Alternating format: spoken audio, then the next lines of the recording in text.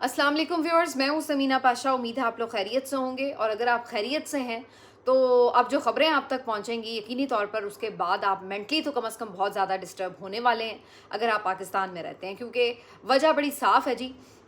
दुनिया में कहीं भी आग लगी हो उसके शोले सबसे पहले पाकिस्तान के ऊपर पहुंचते हैं, क्योंकि यहाँ पर एक इंतहाई नाअहल, बेहिस, बेशरम किस्म की हुकूमत नाजायज़ तौर पर मुसल्लत है, जो कि किसी भी चीज़ का मलबा पाकिस्तान के अवाम के ऊपर गिराने के लिए हम वक्त तैयार है। जो अपनी तरफ से ये हर मुमकिन कोशिश करती है कि कौन सा तरीका हो कि जहाँ पर अवाम के ऊपर जो है शदीद किस्म का इनको जुल्म करने का मौका मिल जाए, और चाहे वो किसी भी किस्म का जुल्म हो।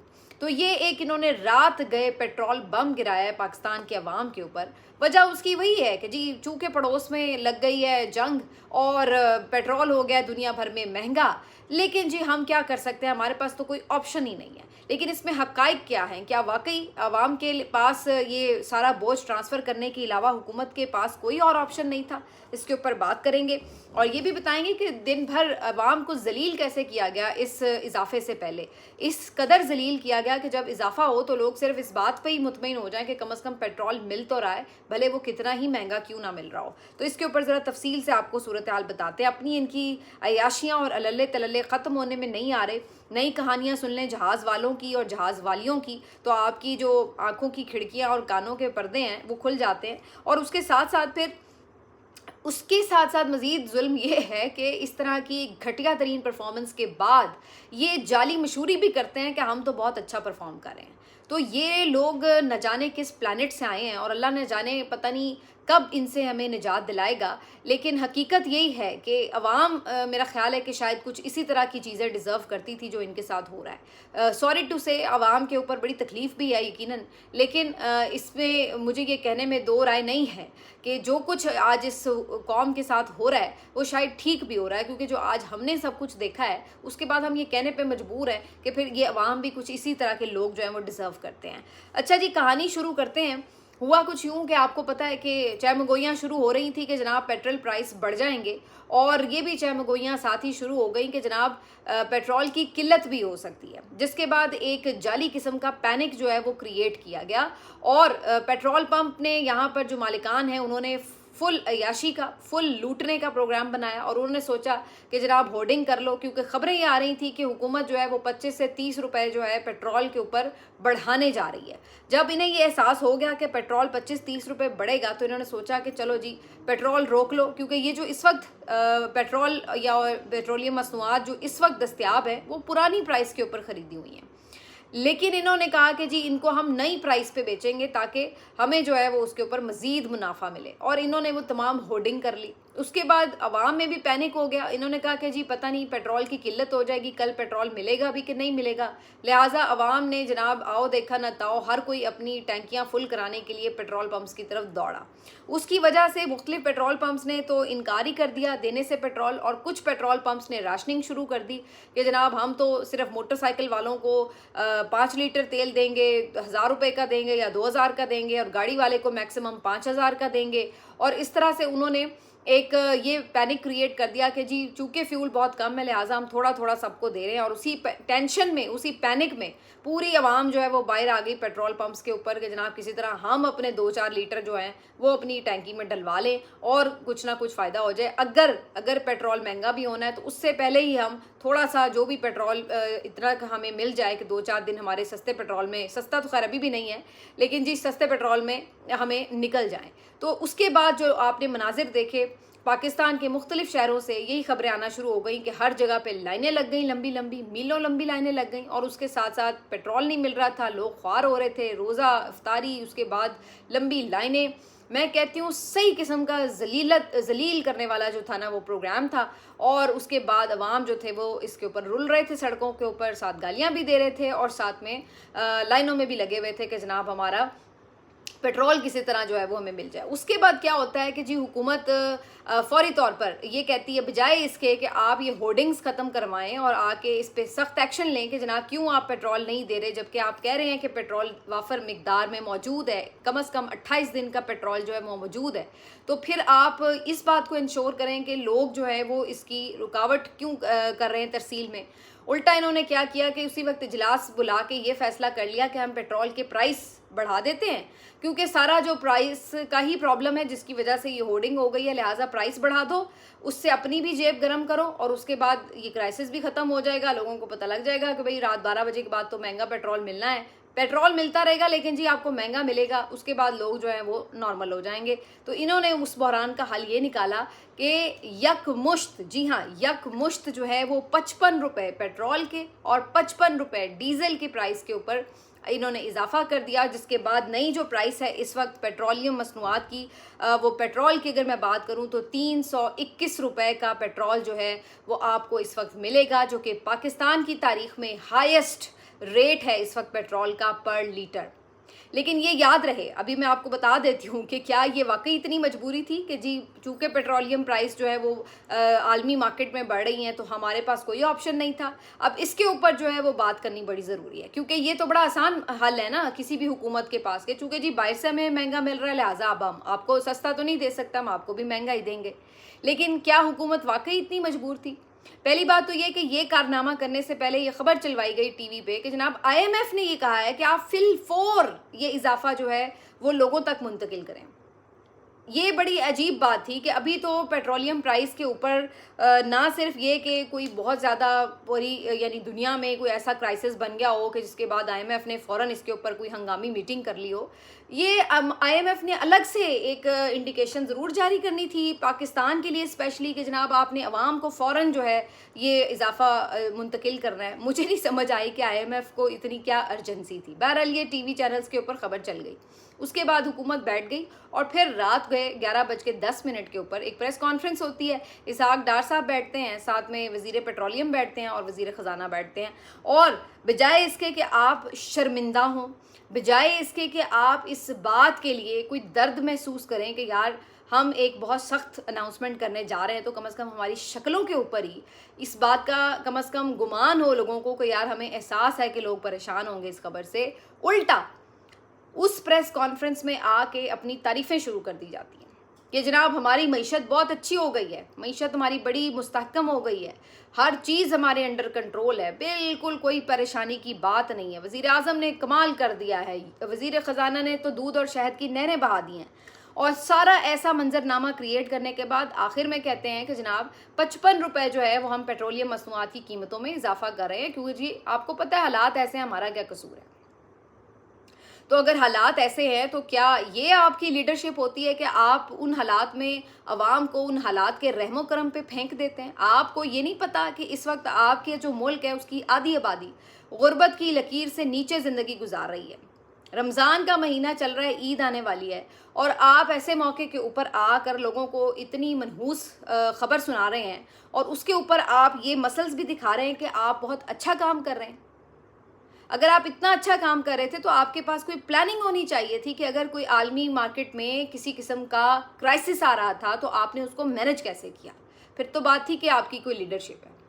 अब मैं आपको बताती हूँ कि इमरान खान साहब के दौर में जो कोविड आया था, पूरी दुनिया है उसकी अगर आप देखें तो जो मार्केट है वो बर्बाद हुई पड़ी थी, कारोबार बंद थे, लॉकडाउन थे और सत्यानाश हुआ पड़ा था आलमी मईशत का। उस दौर में जो पाकिस्तान के ऑयल प्राइस थे, पेट्रोलियम प्राइस थे, वो यानी 150 रुपये का लीटर आपको मिल रहा था पेट्रोल, जबकि उस वक्त आलमी मंडी में, ये बड़ी ज़रूरी बात है, इसको गौर से सुनिए, आलमी मंडी में उस वक्त जो पेट्रोल की प्राइस थी वो $117 फ़ी बैरल थी। कितनी? $117 फ़ी बैरल। और पाकिस्तान में उस वक्त आपको 150 रुपये का पर लीटर पेट्रोल मिल रहा था। आज जब आपको 321 रुपये का पर लीटर पेट्रोल मिल रहा है तो आपको पता है कि बाहर आलमी मार्केट में इस वक्त कितना महंगा पेट्रोल है? $105 फ़ी बैरल। यानी अभी भी ये उस लेवल पे नहीं आया जिस लेवल पर कोविड में ये था, यानी 117।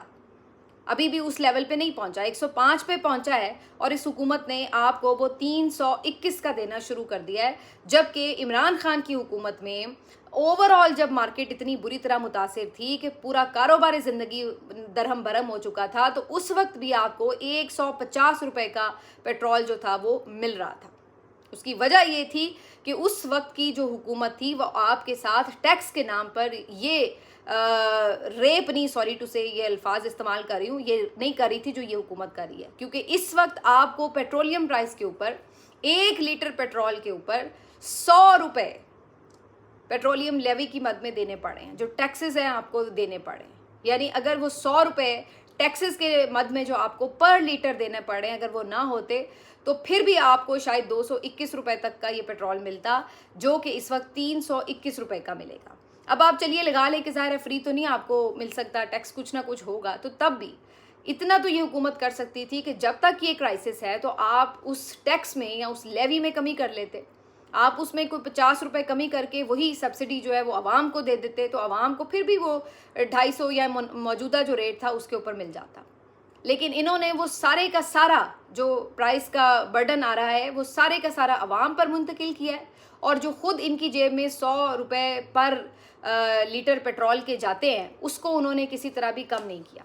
अच्छा, फिर आप ये भी मान लें कि चूंकि जी अब आपने ज़ाहिर है पेट्रोल से टैक्स मिलता है, उससे आपने मीशत भी चलानी होती है, तो जी आप इसलिए वो लेवी कम नहीं करते। तो फिर वहाँ पर सवाल ये है कि वो सारे का सारा जो बर्डन है वो आम गरीब बंदा, वो मोटरसाइकिल वाला, वो चिंची वाला, वो बेचारा वो शख्स जो शायद 15-20 हज़ार कमाता है महीने का, वो उतने ही बर्डन उसका उठाएगा जितना कि कोई 20 लाख कमाने वाला जो है वो बर्डन उठाएगा।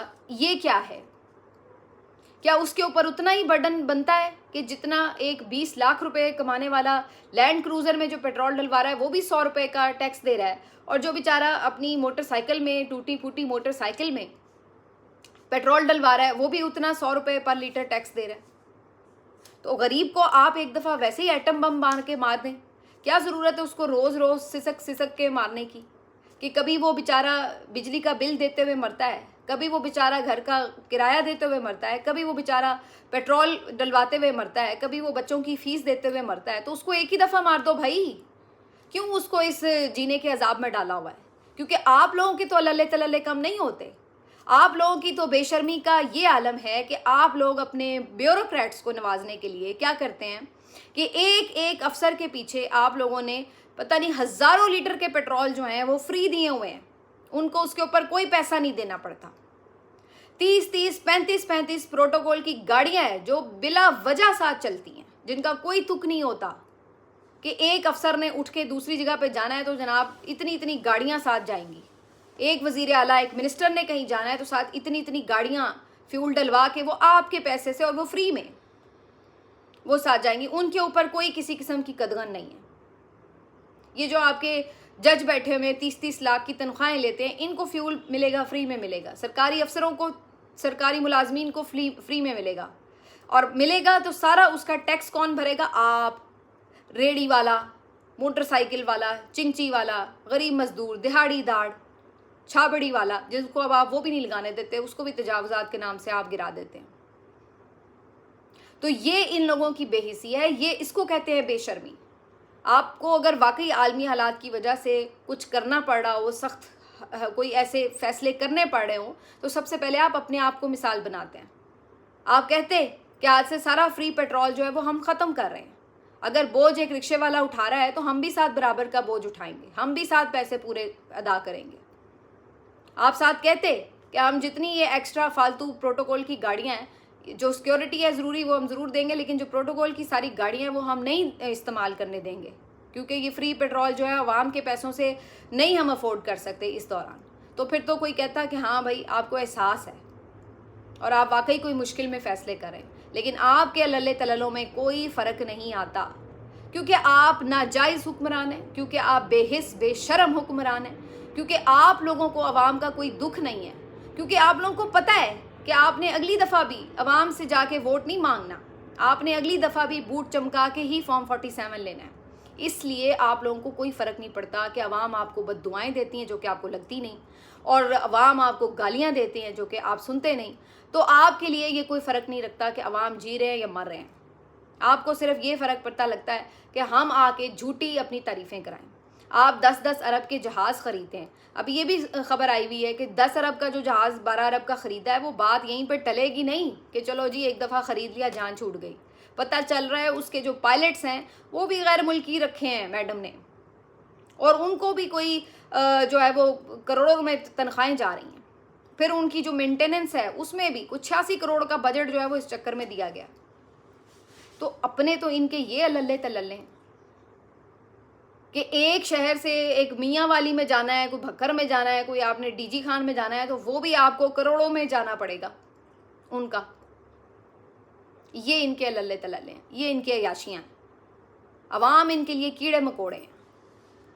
अवाम यहाँ पे जिए मरें, इनको इससे फ़र्क नहीं पड़ता, क्योंकि इनकी तो दवाई जो खांसी की भी है ना वो भी बाहर से आनी है।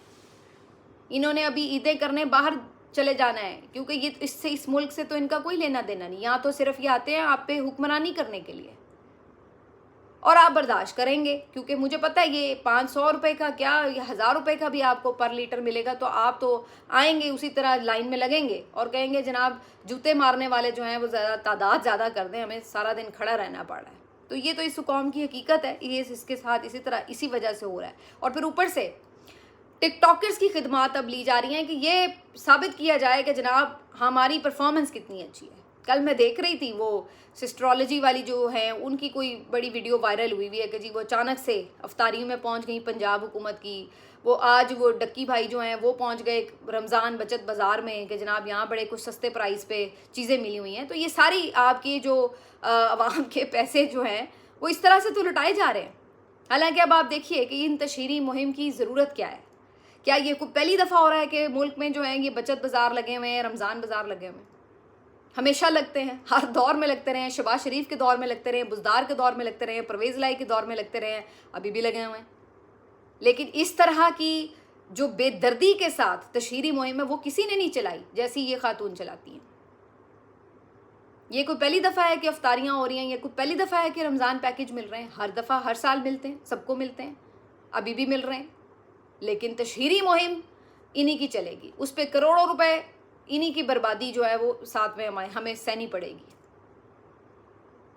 हर चीज़ को इन लोगों ने तमाशा बना दिया कि जैसे इस मुल्क में पहली दफ़ा ये हो गया, पहली दफ़ा जो जानवरों की आलाइशें हैं वो उठाई गई, पहली दफ़ा कोई सड़कों की सफाई हो गई, पहली दफ़ा जो है वो कोई लाहौर से गंद उठ गया। सारी ज़िंदगी लाहौर में पले बड़े हैं, लाहौर हमने ऐसे ही देखा है। जो गंदे इलाके हैं वो आज भी गंदे हैं, जो साफ़ हैं वो हमेशा से ही साफ़ हैं। तो ये आपको सिर्फ मैं बताना ये चाह रही हूँ कि आपका जो टैक्स का पैसा है वो किस तरह से बर्बाद किया जा रहा है इस मुल्क के अंदर, और बेहिसी और बेशर्मी के साथ। ये वही मरियम औरंगज़ेब साहिबा, आपको याद होगा इनका बड़ा मशहूर, इमरान खान के दौर में आई थी, 12 रुपए रातों रात के अंधेरे में बढ़ाते हुए तुम्हें शर्म नहीं आई, तुम्हारा दिल नहीं हिला। और हमें खबरें सुनाई जाती थी कि नवाज शरीफ साहब मीटिंग छोड़ के चले गए, उन्होंने कहा ओह हो इतना सख्त फैसला। तो ये ड्रामेबाज किस्म के जो हुक्मरान आपके ऊपर मुसल्लत हैं, ये आपके अंदाज़ा लगा लें कि पैसों के साथ कर क्या रहे हैं और किस तरीके से आपको फिर ये भी जितलाते हैं कि ये बहुत अच्छा कर रहे हैं जो कुछ भी कर रहे हैं। बहरहाल आज ये भी एक खबर आई है दौलत मुश्तरका की तरफ से कि जनाब इनको बुलाया गया है, कोई पेशी हुई है कि जी शहबाज शरीफ साहब को बुलाया गया है, पूछा जाएगा इंसानी हुकूक के हवाले से कि जी क्या आपके मुल्क में चल रहे हैं, इमरान खान को किस तरीके से आप ट्रीट करें वगैरह वगैरह। तो ये खबर जो है वो चल रही है, लेकिन मैं आपको ऑनेस्टली बताऊं ये भी सब टोपी ड्रामा ही है बाहर के मुल्कों का। इन्होंने जब किसी को तंग करना होता है तो ये इतनी कोई जिसको कहते हैं ना फॉर्मेलिटीज़ में नहीं पड़ते, फिर ये कर लेते हैं। अब बस खाना पूरियाँ करनी हो तो फिर ये इस तरह के ढकोसले दिखाते हैं कि जी हमने बुला लिया ये वो। अगले गए भी नहीं, ना शहबाज शरीफ साहब गए ना वज़ीर ख़जाना गए हैं, और उन्होंने जनाब वहाँ पे जाके कहना भी क्या, उन्होंने कहना नहीं वहाँ तो बड़ी दूध और शहद की नहरें बह रही हैं, हर इंसानी हुकूक पूरे हो रहे हैं।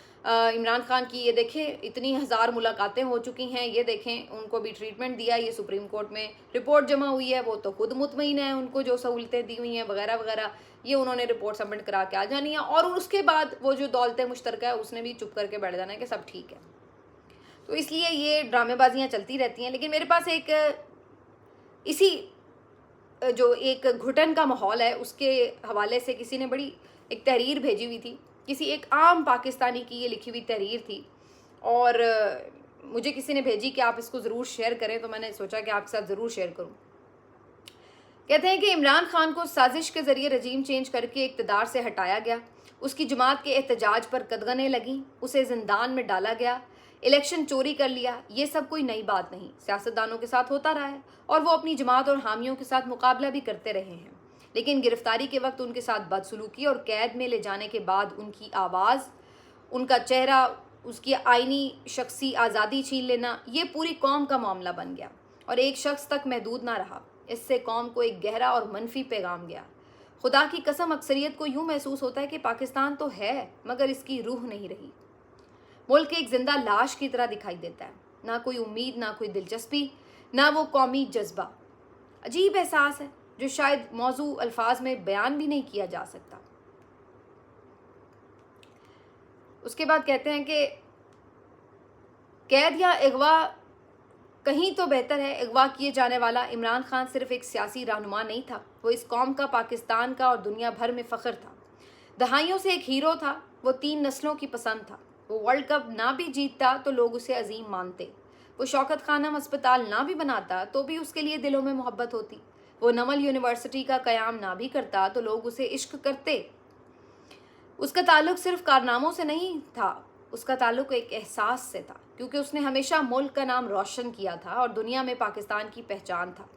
जिन लोगों ने ये फैसले किए उन्होंने शायद एक हुकूमत बदली और एक सियासी रहनुमा को नज़रों और समातों से दूर कर दिया, मगर हमारे अंदर से पाकिस्तानियत का एक हिस्सा भी काट दिया। ऐसा नहीं कि हम गद्दार हो गए या वतन से नफरत करने लगे, ऐसा नहीं कि हम गद्दार हो गए या वतन से नफरत करने लगे, नहीं, कभी नहीं, मगर अपने ही मुल्क में ऐसे रहने लगे हैं जैसे कोई परदेश में रहता है, जहां इस बात से कोई ख़ास फ़र्क ही नहीं पड़ता कि किसकी हुकूमत है। बस कमाना है, वसाइल इस्तेमाल करने हैं, बच्चों की तालीम देखनी है, खाना पीना है, कहीं थोड़ा बहुत घूम फिर लेना है, जैसे कोई परदेश में रहता है। परदेश में रहने वाले अमूमन इस ज़मीन से मोहब्बत या नफ़रत के रिश्ते में बंधे हुए नहीं होते, यानी जहाँ रह रहे होते हैं वो सिर्फ अपनी सहूलत और आराम देखते हैं। कुछ ऐसा ही एहसास पाकिस्तान में रहते हुए होने लगा है। आगे क्या होगा? क्या कौमी जज्बा दोबारा जागेगा? क्या पहले जैसी पाकिस्तानियत लौट आएगी? कुछ नहीं कहा जा सकता। जनजी तो वैसे ही इस सब में कोई ख़ास दिलचस्पी नहीं रखती, उनकी तरजीहात ही मुख्तलिफ हैं। शायद हम ही आखिरी नस्ल थे जो कौमी नगमे सुनते थे, जहाँ भी दुनिया में हो दिल में पाकिस्तानियत लिए फिरते थे। नई नस्ल को इसमें कशिश नज़र नहीं आती। आपने सिर्फ इमरान खान को कैद नहीं किया, उसके हुकूक सलब नहीं किए, आपने करोड़ों दिलों में बसे एक जज्बे को ज़ख्मी कर दिया है और एक पूरी कौम को ये एहसास दिया है कि उसकी आवाज़ की कोई हुर्मत बाकी नहीं रही। शायद ये मौजू हसास हो, मगर इसे बयान करना ज़रूरी है ताकि ये एहसास, ये दर्द इस दौर की डिजिटल तारीख़ में महफूज हो जाए। कभी ना कभी कोई इसे पढ़े और समझे कि उस ज़माने में नाइंसाफ़ी और लोगों के एहसासात का अंदाज़ा किस तरह से हो सकता था। तो ये किसी ने अपने जज्बात का एहसास किया है कि लोग अब पाकिस्तान में रहते हुए किस तरह अपने आप को एक अजनबी और ऐसा महसूस करते हैं कि जैसे कोई परदेश में रह रहा हो।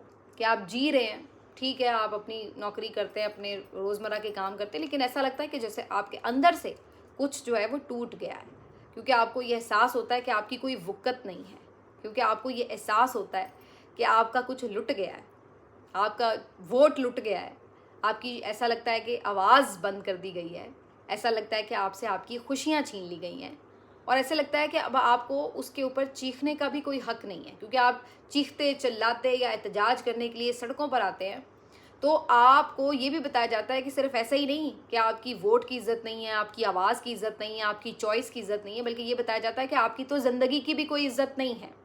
आपको गोलियां मार के ख़त्म कर दिया जाएगा, भून के रख दिया जाएगा। आपकी लाश लेने के लिए आपके जो अजीज़ और रिश्तेदार हैं वो भी तड़पते फिरेंगे। तो आपकी तो जान की भी कोई इज़्ज़त नहीं है। मिलते हैं आपसे अगले व्लॉग में, अपना ख्याल रखिए। अल्लाह हाफ़िज़।